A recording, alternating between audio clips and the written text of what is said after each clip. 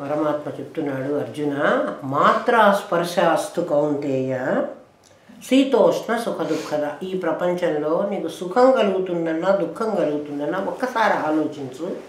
దేనివల్ల సుఖ దుఃఖాలు నీకు కలుగుతుంది? నువ్వు అనుభవిస్తున్నావు కదా, సుఖము అనుభవిస్తున్నావు, దుఃఖం అనుభవిస్తున్నావు. ఈ రెండిటికి నువ్వు అనుభవిస్తున్న కాలంలో ఒక్కసారి వెనక్కి వెళ్ళి ఆలోచించు. దేనివల్ల నీకు సుఖము దుఃఖము వస్తుంది? కేవలం నీ ఇంద్రియార్థములు ఎదురుగా ఉన్నాయి. శబ్దస్పర్శ రూపరసగంధాలని గ్రహించేటువంటి పంచభూతాలు, వాటి దగ్గర నుంచి ఇవి తీసుకోవడం వల్ల ఆ స్పర్శ నీకు సుఖంగా అనిపిస్తోంది, ఆ స్పర్శే నీకు దుఃఖంగా కూడా అనిపిస్తోంది కదా. ఇప్పుడు చలిగా ఉంది అని అంటున్నావు. చలిగా ఉంది అన్నప్పుడు ఆ బయట ఉన్న గాలి నీ చర్మం నీకు చెప్పింది కదా. అది నీ వాతావరణానికి బాగుంటే హాయిగా చల్లగా బాగుంది అనుకుంటాం. నీకు బాగలేకపోతే అమ్మో చలిగా ఉంది నేను స్వెటర్ వేసుకోవాలి అనుకుంటాం కదా. అన్ని అనుభవాలు అట్లాంటివి అన్నాడు. మాత్రా స్పర్శాస్తు. ఏమన్నా జరుగుతున్నాయంటే ఈ ప్రపంచంలో ఒక వస్తువుతో ఇంకొక వస్తువుకు సంయోగం కలుగుతుంది. అది ఎవరితో కలుగుతుంది? దానికి సంబంధించిన వాళ్ళతోనే. కన్ను చూసింది అంటే ఎవరిని చూస్తోంది? అగ్నినే చూస్తోంది. ఆ రూపం కన్ను చూసి నీకు చెప్తోంది, ఆ రుచిని నాలుక గ్రహించి నీకు చెప్తోంది. అదే నువ్వు నీకు బాగున్నదైతే నాకు చాలా బాగుంది అని అంటున్నావు, నీకు బాగలేనిదైతే బాగలేదు అంటున్నావు కదా. నా వంటి దానికి వెల్లుల్లిపాయ వాసన వచ్చింది, నా ముక్కు చూసి చెప్పింది అది వెల్లుల్లిపాయ వాసన అని చెప్పేసింది. ఇంకా అది ఎటువంటి పదార్థమైనా దాని జోలికి పోవద్దు అని నాకు చెప్తోంది. ఎందుకంటే నాకు అది అసహ్యం కాబట్టి. ఇప్పుడు ఆ అసహ్యం ఎవరికి కలిగింది? దేనివల్ల కలిగింది? నీ ముక్కు వల్ల. ముక్కు ఏం గ్రహించింది? దాన్ని గ్రహించడం, గంధం గ్రహించడం దాని పని. అది ఏముంటే అదే చెప్తోంది కదా. అట్లా నాలుగు రుచి గ్రహించడం దాని పని. ఈ 5 శబ్దస్పర్శ రూపరసగంధాలు అనేటువంటి 5 గ్రహించడానికి నీ దగ్గర 5 ఇంద్రియాలు ఉన్నాయి. ఈ ఇంద్రియాలకి ఇంద్రియార్థములతో కలుగుతున్న సంయోగము వియోగము నీకు దుఃఖము సుఖము వస్తుంది కదా. అట్లాగే మనస్సు అనేటువంటి ఒక ఇంద్రియం నీకు. ఆ మనస్సుకు ఈషణత్రయాలు ధనేషణ దారేషణ పుత్రేషణ అనే మూడు ఉన్నాయి దానికి. వీటికన్నిటికీ ఒక్కొక్కటే ఉంటే దానికి 3 ఉన్నాయి. అది ఆ ఈషణత్రయాలను వెతుక్కుంటూ ఉంటుంది, అక్కడక్కడ ఎక్కడెక్కడ వెతుక్కుంటూ ఉంటుంది, వాళ్ళని గురించే ఆలోచిస్తూ ఉంటుంది. దానికి వేరే పనే లేదు. ఎంతసేపు దానికి ఏం పని? ధనాన్ని గురించిన ఆలోచన, భార్యా పిల్లల్ని గురించిన ఆలోచన, ఇంతే. భార్య బిడ్డలు, ధనేషణ దారేషణ పుత్రేషణ. మనస్సు బయటికి వెళ్ళింది అంటే, ఆలోచనకు వెళ్ళింది అంటే ఈ 3 మీదే ఆలోచిస్తుంది. ఈ 3 ఆలోచించుకోమంటున్నాడు. నీకు చెప్తున్నాడు అర్జున, నీ మనస్సు ఇట్లా వెళుతోంది కదా, నీకే అర్థం అవుతోంది కదా. అది వెళ్ళినప్పుడు నీకు ఒకసారి ఆనందం కలుగుతోంది, ఒకసారి దుఃఖం కలుగుతోంది. ఎందుకో ఆలోచించు. ఇవన్నీ కూడా మాత్రలు స్పర్శలు ఎటువంటివి అంటే సంయోగ కాలంలో సుఖాన్ని, వియోగ కాలంలో దుఃఖాన్ని ఇస్తాయి. సంయోగ కాలం అంటే ఒకదాంతో ఒకటి కలిసినప్పుడు నీకు సుఖం అనిపిస్తుంది, వియోగం అయినప్పుడు దుఃఖం అనిపిస్తోంది. పెళ్ళాం చచ్చిపోతే ఎందుకు ఏడుస్తున్నాడు, కొడుకు చచ్చిపోతే ఎందుకు ఏడుస్తున్నాడు అంటే వియోగం వాడికి దుఃఖం వస్తుంది. నీకు ఇంద్రియార్థములతో కలిస్తే ఇది జరుగుతోంది అని తెలిసినప్పుడు నీకు సంయోగం వియోగం కూడా దుఃఖము సుఖము ఇవ్వవు. నీకు తెలిస్తే. తెలియకపోతే ఇస్తాయి. అర్జున, ఈ ఇంద్రియాలు ఎటువంటివి అంటే ఒక్కొక్కటి నీ జీవితాన్ని నాశనం చేసేటువంటివి. అట్లాంటివి నీకు 5 ఉన్నాయి, ఒక్కొక్కటే అటువంటివి. శబ్దం స్పర్శ రూపం రసం గంధం కదా. ఈ జింకల్ని వేటాడేటప్పుడు, జింక అంటే డీర్, వేటాడేటప్పుడు వాడు ఏం చేస్తాడంటే అక్కడ వల పెడతాడు, దాన్ని పట్టుకోవడానికి నెట్ అక్కడ కడతాడు, ఇక్కడ సౌండ్ చేస్తాడు కదా. వాడు శబ్దం చేస్తుంటే అక్కడ మనిషి ఉంటాడేమోనని అది అట్నుంచి వెళుతుంది. ఇక్కడ శబ్దం వస్తుంది, అది అట్నుంచి వెళుతుంది, అక్కడ నిజంగా వల ఉంది. శబ్దం ఉన్న చోట వల ఉంటుందని అది అనుకుంటుంది పాపం. అంటే ఏమిటి? దాని చెవి దాన్ని మోసం చేసి దాన్ని చిక్కుకునేటట్టుగా చేసింది శబ్దం. స్పర్శకి ఒక్క శబ్దం శ్రవణేంద్రియం ఒక్కటే జింకల్ని పట్టిస్తోంది. లేకపోతే అసలు పట్టుబడవు అవి. ఎంత స్పీడ్గా పరిగెత్తుతాయంటే ఈ పులులు సింహాలు వాటి మీదికి పడితే కూడా అవి చాలా స్పీడ్గా పరిగెత్తాయి. ఇది అంత వేగంగా పరిగెత్తలేదు. అయినా మరి పట్టుబడుతోంది అంటే అంటే మరీ ఇంకా దానికి విధి లేకపోతే పట్టుబడుతుందా, లేకపోతే అస్సలు దొరకవు. మిగిలిన జంతువులన్నీ దొరికినట్టు జింకలు దొరకవు. స్పర్శేంద్రియము ఏనుగు ఉంటుంది. అక్కడ కందకాలు తవ్వుతారు. కందకం అంటే వెల్లాగా అంటే చుట్టూ గుంతలాగా తవ్వుతారు, పెద్ద గొయ్యి. దాని నిండా నీళ్లు నింపుతారు. నీళ్లు నింపి పైన గడ్డి వేసేస్తారు. అది కనపడేట్టుగా గడ్డే ఉంటుంది. అక్కడ గుంట ఉన్నదని తెలియదు. ఆ దూరంగా ఒక ఆడ ఏనుగును కట్టేస్తారు. ఈ ఏనుగులు ఇక్కడి నుంచి వెళ్ళాలి. ఆ ఏనుగు మీద దాన్ని పట్టుకోవాలి అనేటువంటి కోరికతో ఈ ఏనుగులు వెళతాయి. వెళ్ళి ఆ గుంటలో పడతాయి. దాన్ని మావాడివాడు పట్టుకుంటాడు. ఏనుగుల్ని పట్టుకుండే పద్ధతి అది. ఏనుగుల్ని పట్టేసి దాని స్పర్శేంద్రియం దాన్ని పట్టించింది. శబ్దం, స్పర్శ, రూపం. దీపం పురుగులు ఉంటాయి. దీపాన్ని కోసం పురుగులు వస్తాయి. ఇక్కడ రావు, మరి ఇండియాలో వస్తాయి. దీపం కోసం అని పురుగులు వస్తాయి. వాటికి అవి అనుకుంటాయిట అది పండు అనుకుంటాయిట. అదేదో ఫ్రూట్. అది తిందామని పాపం వస్తున్నాయి అవి. వచ్చి ఆ నిప్పులో పడి కాలిపోతున్నాయి. ఆ దీపంలో పడి దీపానికి అంటుకున్నా కూడా ట్యూబ్లైట్ కూడా అంటుకుని పురుగు చచ్చిపోతుంది. రూపం. రసనేంద్రియం. చేపలు పట్టేవాడు చిన్న ఎర అంటారు దాన్ని. ఎరనే అంటారా మీరు కూడా? ఆ ఎర్రని కట్టి బెండుకి అది నీళ్లలో వదులుతారు. ఈ ఎర్ర తిందామని అది నాలుక, అది తిందామని రుచి కదా, ఆ చేప బయటకు వస్తుంది. ఆ ఎర్రని ఇట్లా పట్టుకోగానే అది ఆ నాలుకకి అది గుచ్చుకుంటుంది. ఆ చేప వాడు పట్టుకుంటాడు. శబ్దం, స్పర్శ, రూపం, రసం, గంధం మాత్రం. ఇంకా గంధం ఏమిటంటే పువ్వుల్లో మకరందం బాగా మంచి సువాసన వస్తూ ఉంటాయి, ఫ్లవర్స్. ఈ పురుగులు వెళ్ళి ఆ పువ్వుల మీద వాళ్తాయి. అది సూర్యోదయానికి పువ్వు బాగా విచ్చుకుంటుంది. విచ్చుకున్నప్పుడు దానికి తెలియదు సూర్య అస్తమయం అయితే ఇది ముడుచుకుంటుంది అనే సంగతి దానికి తెలియదు. అది వెళ్ళి లోపల కూర్చుంటుంది. ఇదంతా బాగా తాగి హాయిగా ఈ వాసన అనుభవించి సుఖంగా ఎప్పుడో నా బుద్ధి పుట్టినప్పుడు పోదాంలే అని అందులో కూర్చుంటుంది. సూర్యాస్తమయం కాగానే పువ్వు ముడుచుకుపోయింది. ఇప్పుడు ఆ పురుగు అందులో చచ్చిపోతుంది, ఇంకా బయటికి రాలేదు. శబ్దం, స్పర్శ, రూపం, రసం, గంధం అనేటువంటి 5 తన్మాత్రల వల్ల 5 రకాల జీవులు పట్టుబడుతున్నాయి. నీకు 5 ఉన్నాయి అర్జున. అవి ఒక్కొక్కటే వాటిని పడేస్తున్నాయి. నీకు 5 ఉన్నాయి. మరి నువ్వు ఆలోచించుకో, నువ్వేమవుతావు కదా. నువ్వేం అవ్వక్కర్లే. ఇది మాత్రాస్పర్శాస్తు కౌంతేయాన్ని తెలిసిందనుకో, అంటే పంచ తన్మాత్రలను పంచ ఇంద్రియాలు కోరుతున్నాయి. అవి ఎందుకు కోరుతున్నాయి అంటే వాటికి దీనికి సంబంధం ఉంది, వాటి నుంచే ఇవి వచ్చినాయి అని నువ్వు తెలుసుకుంటే, ఇవి సంయోగం అప్పుడు నీకు హ్యాపీ ఇస్తున్నాయి, వియోగం అప్పుడు నీకు దుఃఖాన్ని ఇస్తున్నాయి. నీకు అది అర్థమైపోతే అర్జున, నీకు ఆ సుఖం ఆ దుఃఖం ఏమి ఉండవు. అంటే నీకు ఇదివరకు వచ్చినటువంటి ఆ ఫీలింగ్ ఇవి వివో. నీ ఇంద్రియాలే మరి రుచి కనుక్కోవటం లేదంటే కనుక్కుంటుంది. ఇదివరకు రుచి కనుక్కుని తినేటప్పుడు ఆహా నాకు ఎంత మంచి ఆహారం దొరికింది, నేను చాలా బాగా తింటున్నా రుచిగా అని అనుకుని తింటుంది. ఇప్పుడు అది అనుకోదు.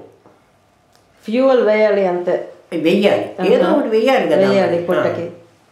నువ్వు కారుకి పెట్రోల్ పోసేటప్పుడు ఎంత పెట్రోల్ దాని కెపాసిటీకి పొయ్యాలి అని పోస్తున్నావు, కానీ ఒక్కొక్కటి రుచి చూసి ఇది ఎట్లా ఉంది అని కాస్త చెంచాడుతున్నా నోట్లో వేసుకొని చూసి దానికి పోస్తున్నావా?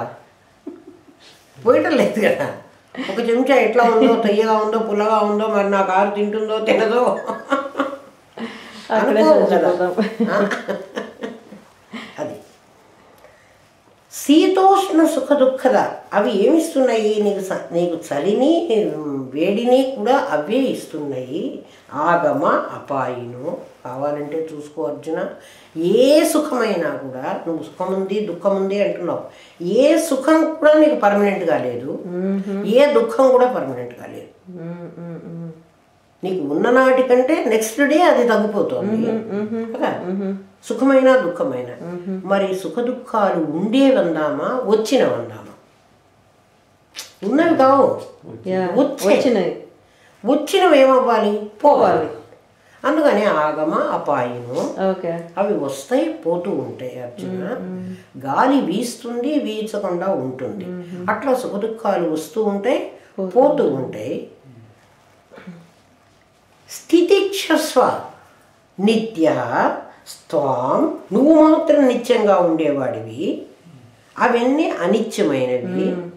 అందుకని అర్జున కొంచెం ఓర్చుకో, అంత ఏడవ మాకు, వాళ్ళందరూ చచ్చిపోతారు ఇంకా ఏమైపోతుందో అని నువ్వు అంత దుఃఖపడక్కర్లేదు. నువ్వు ఆలోచిస్తే నీకు కలిగే ఫీలింగ్స్ అన్నీ కూడా నీ ఇంద్రియాల వల్ల కలుగుతున్నాయి. కరెక్ట్. ఇంద్రియాల వల్ల కూడా 5 భూతాల కారణంగానే కలుగుతున్నాయి, అవి లేకపోతే నీకు అటువంటి సుఖ దుఃఖాలు కలగవు అని చెప్పేశాడు. ఎంహి న వ్యధయంతి ఏతే పురుషం పురుషర్షభ అర్జున అని చెప్తున్నాడు. పురుషర్షభ అంటున్నాడు. మామూలు పురుషుడివి కాదు, నువ్వు పురుషర్షభుడివి, అంటే నువ్వు ఇంకా శ్రేష్ఠుడివి. పురుషుడు అంటే మామూలు మనిషి, పురుషర్షభుడు అంటే మనుషుల్లో ఇంకా శ్రేష్ఠుడు. అర్జున నువ్వు మామూలు మనిషివి, ఎందుకంటే నువ్వు మామూలు మనిషివి కాదు అంటున్నాడు. మామూలు మనిషి దేహాత్మభావం గలవాడు, వాడు 30% మార్కులు వాడు.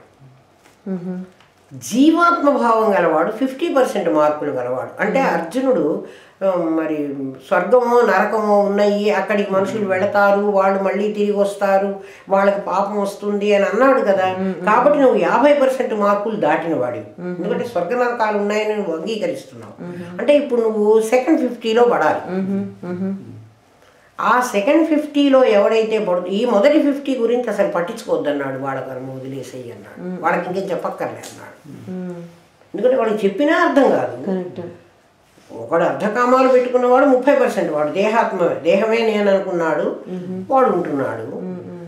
జీవాత్మభావం గలవాడు 50% మార్కుల్లో ఉన్నాడు, వాడు కూడా రాకపోకలు స్వర్గానికి నరకానికి వస్తూ పోతూ తిరుగుతూ ఉంటాడు, తిరగని వాడి ఇష్టము. నువ్వు పురుషర్షభుడివి, నువ్వు మామూలు పురుషుడివి కాదు. ఎందుకని? పురుషుడు అంటే పూర్ణుడు అని. ఎవరికి పూర్ణత్వం ఉందో వాడు పురుషుడు, సగం ఉన్నవాడు పురుషుడు కాదు. ఇప్పుడు మనం అందరం పురుషులం కాదు. ఎందుకు అంటే మనకు 3 అవస్థలే తెలుసు. ఎవడికి 4 అవస్థలు తెలుస్తాయో వాడు పురుషుడు. 4 తెలియలేదు కదా, మనకు తెలియదు కదా. 3 ఉన్నాయి, 3 నీకు తెలుస్తున్నాయి కాబట్టి నువ్వు ఇంకా పూర్ణుడివి కాలేదు, పూర్ణత్వం నీకు రాలే. అర్జునుడు చెప్తున్నాడు, అర్జున పురుషర్షభుడివి కావాలంటే, అంటే నువ్వు పురుషోత్తముడివి. పురుషర్షభ అంటే పురుషోత్తముడు. 2 పురుషులు ఉన్నారన్నాడు కదా, ఒకడు జీవుడు, ఇందాక చెప్పుకున్నవాడు, ఒకడు దేహమే నేను అనుకున్నవాడు, ఒకడు జీవుడు నేను అనుకున్నవాడు, ఒకడు పురుషోత్తముడు ఇంకొకటి ఉన్నాడు. అర్జున నువ్వు పురుషోత్తముడివి కావాలనుకుంటే వీటి వల్ల, అంటే ఈ శబ్దస్పర్శ రూపరస గంధాలు ఏవైతే నిన్ను బాధిస్తున్నాయో కదా, వాటిని సమదుఃఖ సుఖం, వాటిని సుఖ దుఃఖాలను సమానంగా చూసుకో. ఎందుకంటే అవి ఇంద్రియాలకు సంబంధించినవి, అవి నాకు సంబంధించినవి కావు. నేనెందుకు వాటి గురించి ఆలోచించాలి అని అనుకో కాసేపు. అప్పుడు నిన్ను అవి బాధించవు. ఏమిటయ్యా అట్లా అనుకోవడం వల్ల అంటే, అది అనుకోవడానికి చాలా ధైర్యం కావాలి. ఎందుకంటే నాకు ఎదురుగా బాధ కలిగిస్తుంటే నాకు బాధ లేదు అని అనుకోమంటే ఎట్లా అనుకుంటాడు? బాధ నీకు కలగటం లేదు, నీ ఇంద్రియాలు ఇంద్రియార్థములతో సంయోగం చెందినవి, అందుకు నీకు బాధ కలుగుతోంది. అవి వదిలేస్తే నీకు దుఃఖం బాధ పోతుంది. అది తెలుసుకుంటే నీవు ఇదివరకు బాధించినట్లు నిన్ను బాధించవు అని చెప్తున్నాడు. సో అమృతత్వాయ కల్పతే అర్జున, వాడు అమృతత్వాన్ని పొందుతాడు.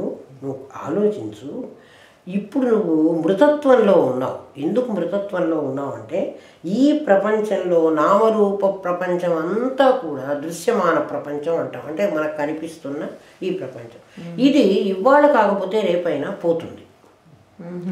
ఏ వస్తువు అయితే తయారైంది అంటున్నావో ఒక కాలంలో తయారైంది ఆ వస్తువు, అది ఇంకో కాలంలో పోయి తీరాలి, ఉండడానికి లేదు. ఎందుకు ఉండడానికి లేదంటావు అంటే ఒక్కొక్కళ్ళు కొన్ని ఎక్కువ ఏళ్ళు ఉండొచ్చు, కొన్ని తక్కువ ఏళ్ళు ఉండొచ్చు, కానీ అసలైతే పోవాలి. ఎందుకంటే కాలంలో వచ్చినటువంటి వస్తువు కాలంలో పోతుంది. మన పెద్దవాళ్ళు ఎవ్వరూ కూడా ఇప్పుడు బతకలేదు, వాళ్ళు కొనుక్కున్నటువంటి వస్తువులు ఇప్పుడు లేవు. ఒక కాలంలో తయారయ్యారు, ఒక కాలంలో వాళ్ళు పోతున్నారు. ఈ తయారైన వాళ్ళందరూ కూడా అర్జున నువ్వు ఆలోచించు, కొత్తగా ఎవరు తయారు కాలేదంటున్నాడు. వీళ్ళంతా ముందు నుంచి ఉన్నవాళ్ళే అంటున్నాడు. పరమాత్మ తన వాదనలో చెప్తున్నాడు. వీళ్ళంతా నువ్వునే ఉన్నావు నేను ఉన్నాను అంటున్నాడు కదా. నత్వేవాహం జాతునాశం అన్నాడు కదా. ఎవరు చావలేదు, ఎవరు పుట్టడం లేదు. మరి ఎవరు పుడుతున్నారు, ఎవరు చస్తున్నారు? అర్జున మట్టి పుట్టలేదు, మట్టి ఎప్పుడు అట్లాగే ఉంది. కుండ పుట్టింది, ఆ మట్టితో కుండ తయారు చేశారు. ఇప్పుడు కుండ తయారైనప్పుడు కుండలో ఏముంది అంటే మట్టే ఉంది. కానీ కుండ ఏం చేసిందంటే కుండ అనేటువంటి పేరు మట్టిని కప్పేసింది, మట్టిని కనపడనియ్యకుండా చేసింది. నువ్వు చూడగానే అక్కడ కుండ ఉంది అంటావు కానీ అక్కడ మట్టి ఉంది అని అనవు, కుండ ఉంది అంటావు. అంటే ఇప్పుడు కుండ అన్నది నామరూపం, ఒక నామం ఒక రూపం. అది మట్టి అనే భావాన్ని కప్పేసింది, కనపడనీయకుండా చేసింది. అట్లాగే నువ్వు గాజు అంటున్నావు, అది గొలుసు అంటున్నావు, అది నెక్లెస్ అంటున్నావు, బంగారాన్ని కప్పేసింది. బంగారం ముందు ఉన్నది, నామరూపాలు దాన్ని కప్పేస్తున్నాయి. నామరూపాలు ఎప్పుడు వచ్చినాయి నీకు? ఒక కాలంలో వచ్చాయి. ఒక కాలంలో వచ్చినటువంటి వస్తువు ఒక కాలంలో పోతుంది కదా. నీవు అనేవాడివి ఎప్పుడు ఉంటావు, నువ్వు పోవు. ఎందుకని? నేను కిందటి జన్మలోనూ ఎలుకగానో కుక్కగానో పిల్లిగానో పంది అవన్నీ నేను వేసుకున్న నామరూపాలు ఉన్నాను.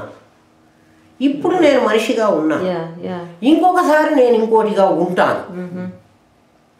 ఒకవేళ నాకు మోక్షమే వచ్చి నేను మళ్ళీ దేహమే ధరించను అనుకో, అయినా నేను ఉంటాను. దేహం ఉండదు కానీ, అంటే కుండ ఉండదు కానీ మట్టి ఉంటుంది. కుండ పగిలినా కూడా మట్టి ఉంటుంది. బంగారం నగ చెడగొట్టినా కూడా బంగారం ఉంటుంది, అది పోదు, అది ఎక్కడికి పోదు. మనుషులు అంటే కాలగర్భంలో కలిసేది నామరూపాలే కలుస్తాయి కానీ ఆరిజిన్ పోదు, వస్తువు పోదు, ఉంటుంది. కాబట్టి అర్జున నీకు సుఖం వచ్చింది దుఃఖం వచ్చింది అని అంటున్నావు కదా. వీళ్ళందరూ ఎట్లా వచ్చారో నీకు ఈ ప్రపంచంలోకి మనుషులందరూ ముందు చెబుతా వినమన్నాడు. ఎట్లా వచ్చారంటే పంచభూతాలు ఉన్నాయి, అవి కూడా ముందు లేవు. ఏతస్మాత్ ఆత్మనః ఆకాశ సంభూత, ఆకాశాద్ వాయువు, వాయోరగ్ని, అట్లా 5 భూతాలు వచ్చినాయి. 5 భూతాలు ఉన్నాయి, మనకంటే ఇంకా కాస్త అవి సుపీరియర్. ఎందుకంటే మనం మరీ 100 ఏళ్ళకే చచ్చిపోతాం, అవి అంత మరీ 100 ఏళ్ళకే చావు ఉంటాయి కదా. ఆ 5 భూతాలు ఉన్నాయి. ఈ 5 భూతాలే మొత్తం పని చేస్తున్నాయి. నువ్వు ఆలోచించు. అందులో సూర్యుడు అనేటువంటి వాడు ఒక భూతం, అగ్ని అనే భూతం. సూర్యుడు చంద్రుడు వీళ్ళు అగ్ని ముగ్గురు కలిసి, అవే ఈశ్వరుడికి 3 కళ్ళు అంటారు. శివుడికి 3 కళ్ళు అంటే ఏమిటి? కన్ను ఎందుకు అంటాం? కన్ను ప్రకాశం, ప్రకాశం ఉండేది ఈ ప్రపంచంలో ఏమిటి? సూర్యుడు చంద్రుడు అగ్ని నిప్పు. సూర్యుడు అంటే అగ్నియే కదా, దాంట్లో అగ్ని ఉంది కదా. స్టార్స్ కూడా సూర్యుడిలోనే ఇంక్లూడ్ అవుతాయి. అంటే సూర్యుడు లాంటివే నక్షత్రాలు. కరెక్ట్. స్ఫోటం అయినప్పుడు అందులో ముక్కలే కదా, ఒక్కొక్క ముక్క వచ్చేసింది. ఇప్పుడు ఎన్నో మెటీరియల్స్ చూసాను న్యూస్ లో. అది ఇక్కడ చాలా దూరంలో ఉండబట్టి నీకు అవి చాలా చిన్న చిన్నవిగా కనపడుతున్నాయి. ఈ సూర్యుడు కూడా అట్లాంటి వాడే. సూర్యుడు చంద్రుడు నక్షత్రాలు అగ్ని ఇవన్నీ ఈ మూడు కళ్ళు శివుడికి. సూర్య చంద్రులు మనకు కనపడుతున్న కళ్ళు, అగ్ని మనకు కనపట్టాలి. అగ్ని ఉంది అక్కడ, అగ్ని లేకపోతే అది వేడి ఎక్కడి నుంచి వస్తుంది? కరెక్ట్. అది అనుభవానికే రావాలి కదా. Correct correct. ఇప్పుడు మనం భూమి మీద నుంచి చూస్తున్నాం కాబట్టి మనం ఎర్త్ మీద ఉన్నాం కదా, అప్పుడు సూర్యుడు ఇక్కడ ఉంటాడు. మనం కనుక ఆ అగ్నిలోకంలో ఉన్నాం అనుకో, ఆ పై లోకంలో, మనం అప్పుడు సూర్యుడిని ఇట్లా చూడాలి. కరెక్ట్. ఒకసారి ఎప్పుడో నేను సియాటల్ వెళుతుంటే ఫ్లైట్ ఎక్కా. సరిగ్గా అప్పుడు సాయంకాలం 5 గంటలు 4 గంటలు అట్లా అయింది. మా ఫ్లైట్ అట్లా వెళితే సూర్యుడు అక్కడ కనపడ్డాడు. కరెక్ట్. అవును. ఇట్లా కింది నుంచి ఎర్త్ రొటేషన్ అట్లా అయ్యేటప్పుడు అట్లా అవునవును. అంటే మనం సూర్యుడిని ఇట్లా చూస్తున్నాం కదా, పైన చూస్తున్నాం. ఇప్పుడు అర్త్ తిరిగేటప్పటికి ఆ సూర్యుడు అక్కడే ఉన్నాడు, చంద్రుడు వచ్చేసాడు. మనం రాత్రిగా చూస్తున్నాం. అంటే రాత్రి పగలు అర్త్ మీద ఉన్న వాళ్ళకే ఉన్నాయి, సూర్యుడి దగ్గర లేవు. ఇప్పుడు సూర్యుడు చంద్రుడు రెండు కళ్ళు అనుకో, లెక్కేసుకో నువ్వు. అది అగ్ని. అగ్ని ఊర్ధ్వం అట, తలకాయ అగ్నిట. విరాట్ పురుషుడికి చెప్తున్నాడు. కృష్ణుడు అర్జునుడికి కాదు, ముందు యశోదకి చూపించాడు, దేవకికి చూపించాడు తన విశ్వరూపాన్ని. తర్వాత యశోదకి చూపించాడు, నోట్లో చూపించాడు, పుట్టగానే చూపించాడు. ఆ జైల్లోనే చూపించాడు కదా. చూపెట్టి నేను నా మాయ అక్కడ పుట్టింది, నేను ఇక్కడ పుట్టాను, నన్ను తీసుకెళ్ళు అని కృష్ణుడు చెప్తేనే కదా వసుదేవుడు తీసుకుపోయినాడు. లేకపోతే చెప్పాడు. ఆ వాకిళ్ళన్నీ అవి తెరుచుకున్నాయి, వీళ్ళ బంధాలన్నీ ఊడిపోయాయి కదా. అక్కడ ఒకసారి చూపించాడు తన రూపాన్ని జైల్లో పుట్టగానే. తర్వాత ఇంకొకసారి యశోదకి చూపించాడు, నోట్లో మట్టి తిన్నావా అని అడిగితే అక్కడ చూపించాడు. అక్రూరుడికి ఒకసారి చూపించాడు. అక్రూరుడు అక్కడికి తీసుకుపోదాం అనుకుంటుంటే, అయ్యో ఈ పిల్లవాడిని తీసుకెళ్ళి నేను కంసుడికి అప్పగిస్తే నాకు ఎంత పాపం వస్తుంది, రమ్మంటున్నాడు కదా, పిలుచుకుపోయినాడు. దానికని పిలుచుకుపోలేదు కదా. తర్వాత వాడు చంపాడు. అక్రూరుడికి నీళ్లలో కనపడతాడు. కృష్ణుడు అక్కడ కూర్చోబెట్టి వెళతాడు, నేను ఇప్పుడే సంధ్యావందనం చేసుకుని వస్తానని అక్రూరుడు దిగుతాడు. ఆ నీళ్లలో కృష్ణుడు కనపడతాడు. ఆ కింద నాగలోకం అంతా అందులో కనపడతాడు. ఓహో, నేను పరమాత్మ అయితను కాబట్టి నాకేం భయం లేదు, నేను తీసుకెళ్ళచ్చు, అక్కడ కొంచెం వాడే దొరుకుతాడని అనుకుంటాడు. అప్పటికి కృష్ణుడు ఎంత వాడు, 10-12 ఏళ్ల పిల్లవాడు, చిన్న పిల్లవాడు. తర్వాత ధృతరాష్ట్రుడికి చూపించాడు ఒకసారి. కౌరవ సభలో విశ్వరూపం చూపించాడు కదా. ఇప్పుడు అర్జునుడికి చూపించాడు. ఒకసారి చూపడా, ఎన్నిసార్లు తన రూపం చూపించాడు. ఆ రూపం పురుష సూక్తంలో చెప్పింది అదే రూపం. ఏమని చెబుతున్నాడు పురుష సూక్తంలో, నువ్వు ఎట్లా ఉన్నావో విరాట్ పురుషుడు అట్లా ఉంటాడన్నాడు. పరమాత్మ కాదు, విరాట్ పురుషుడు అంటే జగత్తు ఉండాలి, నామరూపాలు ఉండాలి. నువ్వు వ్యష్టివి, వాడు సమిష్టి. బాగా అర్థం చేసుకోవాలి. వాడు హిరణ్యగర్భ. కరెక్ట్. వాడు హిరణ్యగర్భ. వాడు ఎట్లా ఉంటాడంటే చెప్తున్నాడు, వాడి తలకాయ అగ్ని. చూడు, మనకి ఇదే వేడిగా ఉండేది, అందుకని ఇది ఎప్పుడు వేడి ఉండకూడదట, చల్లగా ఉండాలట. ఇది వేడిగా ఉంటే తల పగిలిపోతుంది, అందుకని ఎక్కువ ఆలోచనలు పెట్టుకోవద్దు, ఇది చల్లగా పెట్టుకోవద్దు. పాదాలు ఎప్పుడు వేడిగా ఉండాలట. పాదాలు చల్లబడితే చచ్చిపోతాం. తల చల్లగా ఉండాలి, పాదాలు వేడిగా ఉండాలి. విరాట్ పురుషుడికి అగ్ని తల, 2 కళ్ళు సూర్యచంద్రుడు, దిక్కులు వాడి చెవులు. దిక్కులు డైరెక్షన్స్ అవి వాడి చెవులు. ఆ శబ్దం వచ్చేది అక్కడే కదా, దిక్కుల దగ్గరే కదా శబ్దం వస్తుంది. వాడి అంతఃకరణ అనేకమైనటువంటి ఈ ప్రపంచం. అది ఎట్లా ఉంటుంది అంటే, నీ కళ వచ్చినప్పుడు నీ అంతఃకరణే కదా కళారూపాలు మారి. అట్లా వాడి కళ ఇప్పుడు మనం అందరం ఆలోచించు. ఆ విరాట్ రూపంలో ఉన్న వాడి కళ మన కళలో, నా కళలో మీరందరూ రావచ్చు కదా. అన్ని రకాల నామరూపాలు వస్తున్నాయి. వాటికి మెటీరియల్ ఏముంది, ఏ పదార్థంతో ఉంది? ఏం లేదు. మరి అవన్నీ కనపడుతున్నాయి కదా, ఏం లేకుండా నాకు బొమ్మలు కనపడుతున్నాయి కదా. చూసాం కదా. సో నాలోనే అన్ని ఉన్నాయి. నీవే అన్ని రూపాలు ధరిస్తున్నావు. నీ మనస్సు నువ్వు కళ బాగా అబ్జర్వ్ చేయండి. అంటే వచ్చిన కళని ఇప్పుడు గుర్తు పెట్టుకొని చూడు. కళని నీవు ఎప్పుడు కూడా చాలా చూసాను అంటావు కదా, అట్ ఏ టైం నువ్వు ఒక్కొక్కటే చూసావు. కరెక్ట్. నీ మనస్సు పొందిన వృత్తి, ఆ వృత్తిని గ్రహిస్తున్న అహంవృత్తి. ఒక అహంవృత్తి, ఒక ఇదం వృత్తి కదా. ఇదం వృత్తులు రీల్ లాగా వెళ్ళిపోతుంటే, సినిమా రీల్ వెళ్ళిపోతుంటే ఎట్లాగైతే నీకు కదా అదొక జరుగుతున్నట్టుగా కనిపిస్తుందో అట్లా నువ్వు కళ అంతా నువ్వు చెప్తున్నావు. నిజంగా నీ కళ ఒక్కొక్క ఫిలిం వచ్చింది, అవన్నీ నీ పొందిన రూపం. అక్కడ సమిష్టిలో విరాట్ పురుషుడు వాడు పొందిన రూపం అది. ఈ ప్రపంచంలో ఉండే అక్కడ ఏమేమి ఉన్నాయి, అర్జునుడు ఏమేమి చూశాడు? జంతువుల్ని చూశాడు, సింహాలని చూశాడు, పులుల్ని చూశాడు కదా, రాక్షసుల్ని చూశాడు, దేవతల్ని చూశాడు. అంటే దేవలోకం రాక్షసలోకం అందరినీ కూడా అందులోనే చూశాడు. మొత్తం చెట్లను చూశాడు, అశ్వత్థ వృక్షాన్ని చూశాను అన్నాడు కదా, మొత్తం చెప్తాడు కదా. మరి ఇవన్నీ చూసి అర్జునుడికి భయం పుట్టింది, భయపడతాడు కదా. మరి భగవంతుడు కనపడితే భయం ఎందుకు పడ్డాడు అర్జునుడు? భయపడ్డాడు కదా. భయపడి వద్దు వద్దు నాకు నీ పాత రూపమే చూపించు, నాకు ఇది వద్దు పో అంటాడు. ద్వితీయాద్వై భయం భవతి. అర్జునుడు నేను వేరుగా ఉన్నాను అనుకుంటున్నాడు, నాకంటే వేరుగా కనపడేటప్పటికి నువ్వు భయపడుతున్నావు. ఇది నీవే అనుకుంటే నువ్వు భయపడవు. కరెక్ట్. ఆలోచించు. ఇది నువ్వే అనుకున్నావు అనుకో, ఇప్పుడు నువ్వే ఉన్నావు, నీకు చేతి మీద ట్యాటూలు వేసుకుంటావు, వేసుకుంటాసేపు నష్టమే ఉంది. ఒక ట్యాటూ ఇక్కడ తేలు ట్యాటూ వేసుకున్నా, ఒకటి సింహం ట్యాటూ వేసుకున్నాను నేను. ఇప్పుడు నాకు దీన్ని చూస్తే భయమా?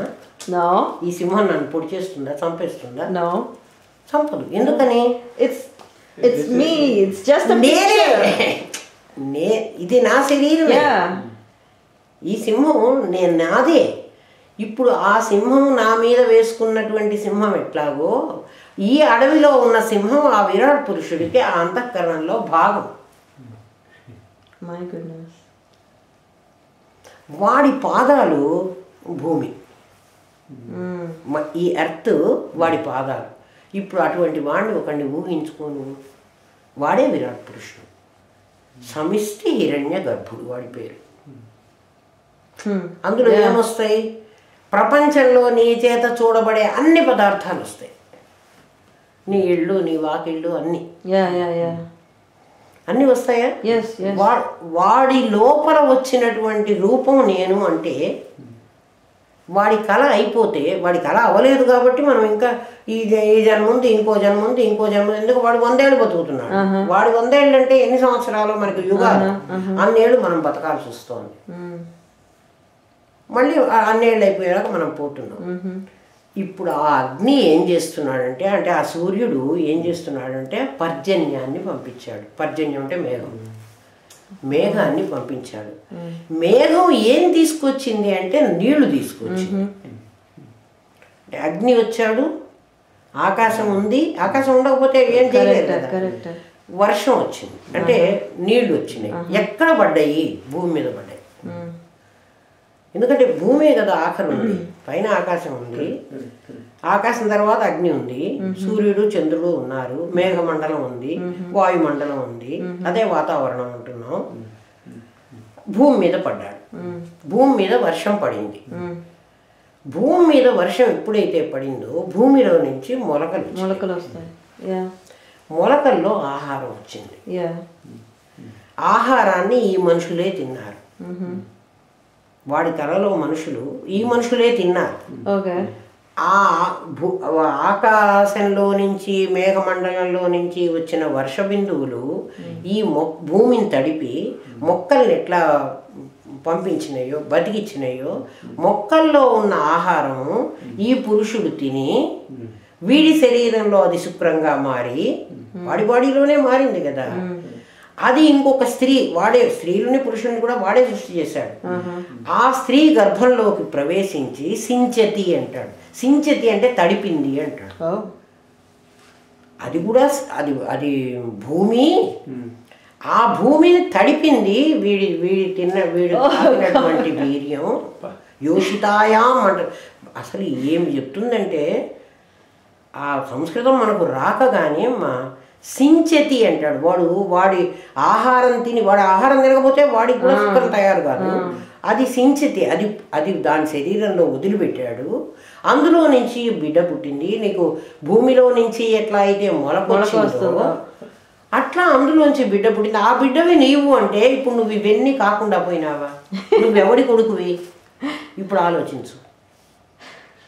నేను ఫలానా నాన్న అప్ప పేరు చెప్పి రామకృష్ణ, నేను వాళ్ళ కొడుకుని అంటావే, నువ్వు నిజంగా వాడి కొడుకువే కాదు. నువ్వెవడివి? ఆ విరాట్ పురుషుడు ఇక్కడికి అన్ని 5 భూతాలతో పంపిస్తే ఆ 5 భూతాలే వ్యష్టిలో నువ్వుగా తయారైనావు. మయాధ్యక్షేన నా జగత్ ప్రసూయతే అంటున్నాడు పరమాత్మ. నేను అధ్యక్షుణ్ణి, నేను దీనికి ఓనర్ని. నా ప్రకృతి అంటే ఇది. ఈ 5 విధాలైన భూతాలు ప్రసూయతే, మిమ్మల్ని అందరినీ కన్నది. ఆమె కన్నదిట మనందరినీ. అందుకని మనం అందరం గణపతులం. గణపతి అంటే ఏమిటి? గణం అంటే సమూహం. గణం అంటే ఒక సమూహం, గ్రూపు. ఆ గణానికి పతివి, అధిపతివి, మాస్టర్వి. ఏమిటి నీ దగ్గర ఉన్న గణాలు? ఇవన్నీ నీ 5 జ్ఞానేంద్రియాలు, 5 కర్మేంద్రియాలు కదా. నీ మనస్సు, బుద్ధి, చిత్తం, అహంకారం, వీటన్నిటికీ మాస్టర్ ఎవరు? నీవే. అందుకని గణపతివి. కామేశ్వర ముఖాలోక, కామేశ్వరుణ్ణి చూస్తూ ఆ అమ్మవారు అంటే ఈ 5 విధాలైన ప్రకృతి, నా ప్రకృతి, నేను నా ప్రకృతి ఉన్నామని చెప్పాడు పరమాత్మ. కల్పించిందిట నిన్ను. నువ్వు కల్పించబడ్డావు అంటే సృష్టించబడ్డావు. నువ్వు ఒరిజినల్ కావు. కల్పిత శ్రీ గణేశ్వర, నువ్వు గణేశ్వరుడు. ఇప్పుడు అమ్మ ఏం చేస్తోందంటే ఆమెనే పంచకృత్య పరాయణ అని ఆమెకు పేరు. 5 పనులు చేస్తుందిట. అస్థి, భాతి, ప్రియం అనేటువంటి 3 కాక తిరోధానం, అనుగ్రహం అని 2 పనులు. ఒకటి పరమాత్మ నీకు తెలియకుండా దాచిపెట్టేది మీ అమ్మే, పరమాత్మను తెలియజేసేది మీ అమ్మే. నీకు నాన్న ఎవరో ఎట్లా తెలుసు? మీ అమ్మే కదా చెప్పాలి. మీ నాన్నను తెలియకుండా నీకు దాచిపెట్టాలంటే మీ అమ్మే దాచిపెట్టగలదు. కరెక్ట్. నాన్న ఎవడో చెప్పదు. నీకు నాన్న ఎవడో చెప్పేది కూడా మీ అమ్మే. పంచకృత్య పరాయణ అని అమ్మవారికి పేరు. అందుకే 5 పనులు చేస్తుంది. అస్థిభాతి ప్రియంతో పాటు తిరోధానం, అనుగ్రహం అని నిన్ను మోసం చేసి సంసారంలోనూ పడేస్తుంది. వెధవ వీడు డల్ హెడ్, వీడికి అక్కర్లేదు, వీడికి 30 మార్కుల్లో పడి ఉండని అని నిన్ను ఇక్కడ పంపిస్తుంది. అయ్యో పాపం వాడు కొంచెమైనా మార్కులు తెచ్చుకుంటున్నాళ్ళే, పర్వాలేదు, ఆ 50 వరకు తెద్దామని మళ్ళీ లాక్కొస్తుంది. మన జీవితాలు మనమే లెక్కేసుకుంటే తెలుస్తుంది. బాల్యం నుంచి నేను ఎట్లా ఉన్నాను, ఎప్పుడు నేను తిరోధానంలో పడ్డాను, ఎప్పుడు అనుగ్రహంలోకి వచ్చానని ఆలోచించుకో. అమ్మవారు అనుగ్రహిస్తేనే నీకు వేదాంత విద్య వంట పడుతుంది. ఎందుకుట? మహాగణేశ నిర్భిన్న విఘ్నయంత్ర ప్రహర్షిత అని మళ్ళీ ఆమెకు ఇంకో పేరు. ఈ గణపతి కదా ఈ శరీరాన్ని, దీన్ని భేదించి పరమాత్మను తెలుసుకునేటువంటి తత్వం కూడా ఆవిడే చెబుతుంది. అంటే నీ శరీరం సహకరించకపోతే నువ్వు ఎట్లా తెలుసు? కరెక్ట్. నీ మనస్సు ఒప్పుకోకపోతే నీకు ఎట్లా అర్థమవుతుంది? కరెక్ట్ కదా. ఈ శరీరము, ఈ మనస్సు, ఇవన్నీ ఏమిటి? ఆ పంచభూతాల నుంచి నీకు వచ్చిన రూపాలి. నీకు ఆవిడ చెప్తుందన్నమాట, నువ్వు అక్కడికి వెళ్ళాలరా నాయన, అది నీ స్వరూపం అని. నిన్ను చేయబట్టి తీసుకెళ్తుంది. ఎక్కడి నుంచి? మూలాధారం నుంచి. మూలాధారం గణపతి స్థానం అనేది ఎందుకు? నిజంగా గణపతి కాదు, ఆ గణేశ్వరుడు బొమ్మ కాదు. నువ్వు గణపతివి ఏం చెబుతున్నాడు అంటే, అంత మందబుద్ధివి, నీకు అంత లావు తలకాయ ఉన్నా ఏం బుర్ర లేదురా, నీకు జ్ఞానం లేదు అని మనని తిట్టడం గణపతి అని. అందువల్ల ఏమవుతున్నాడు గణపతి? మాటకు ముందు నీళ్ళలో మునిగిపోతున్నాడు. ప్రతి సంవత్సరం పుడుతున్నాడు, ప్రతి సంవత్సరం పూజలు చేయించుకుంటున్నాడు, అంటే మనలాగా బతుకుతున్నాడు. తర్వాత మళ్ళీ సంసారంలో మునిగిపోతున్నాడు. ఆలోచించు, ఎంత పెద్ద గణపతి బొమ్మను చేసినా, పెద్ద బొమ్మను చేసినా కూడా నీళ్ళల్లో ముంచేస్తున్నారా? నీళ్ళల్లో ముంచితే ఏమవుతోంది? మళ్ళీ అందులో ఉన్న ఐరన్ రాడ్స్, అందులో ఏమేమి ఉన్నాయో అవన్నీ మళ్ళీ తీసుకొస్తున్నారు. మళ్ళీ రేపు ఇంకో బొమ్మను చేస్తారు. గణపతికి పూజ చేస్తున్నావు. గణపతికి పూజ చేయడం తప్పంటలే. 50%లో వాడైతే గణపతికి పూజ చేసుకుంటాడు, ఇక వాడి కర్మ అంతే. నువ్వే గణపతివి. ఇప్పుడు నువ్వు ఏం తెలుసుకోవాలి అంటే పరమాత్మను తెలుసుకోవాలి. అందుకే శివదూతి, శివారాధ్య అమ్మవారి పేరు శివదూతి. నీ దగ్గరికి ఆవిడ రాయబారంగా వచ్చింది. ఒరే నాయన, నువ్వు పరమాత్మను తెలుసుకుంది కానీ రారా. నీలో కూర్చుని ఒక్కొక్కసారి నువ్వు అస్సలు ధ్యానం చేయటంలే, నువ్వు వేదాంతం ఊరికే వినొస్తున్నావు కానీ ఏం ప్రయోజనం. ఈ మాటలు ఎవరు చెప్తున్నది? మీ అమ్మే. ఆవిడే అమ్మ నీకు. అప్పుడప్పుడు కోప్పడుతుంటుంది చూడు. ఏం చేయటంలే నువ్వు, ఎట్లా నీకు తెలుస్తుంది అనుకుంటున్నావు, చేయరా అని కోప్పడుతుంది. మళ్ళీ అందరికీ చేయగానే వస్తుందా, ఇది ఏం రాదులే, నువ్వు పడుకో అని నిన్ను మళ్ళీ మభ్యపెట్టి పడుకోబెట్టినప్పుడు అవిద్యా స్వరూపిణి. అమ్మవారికి విద్యా స్వరూపిణి అని పేరు. ఆవిడే నీకు జ్ఞానం, ఎన్లైట్మెంట్ ఆవిడే ఇస్తుంది. మళ్ళీ నిన్ను అణగదొక్కి పడుకోబెడుతుంది.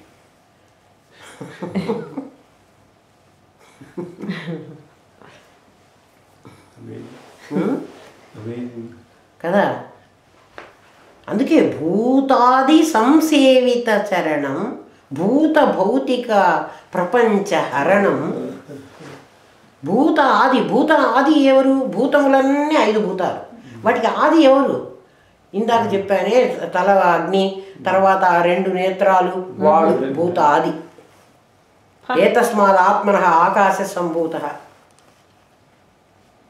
త్యాగరాజు కదా, గురుగుహ కదా, ముత్తుస్వామి దీక్షిత. వాతాపి గణపతి. భూతాది సంసేవిత చరణం, భూత భౌతిక. భూతము అది ఎప్పుడో ఉన్నది, భౌతికం ఇప్పుడు కనపడుతున్నది. ప్రపంచాన్ని హరణం, ఈ ప్రపంచం లేకుండా చేసేది. ఇప్పుడు ఈ ప్రపంచం ఏమిటో నువ్వు ఇప్పుడు ఆలోచించు. ప్రపంచాన్ని ఎట్లా పోగొట్టాలి? నువ్వేం పోగొట్టక్కర్లే. ఇది ఏమిటి అని తెలిస్తే అదే దీని మీద అదే పోవడం కాదు. నీకు విరాట్ పురుషుడు చెప్పానా, వాడి అంతఃకరణ అని చెప్పాను.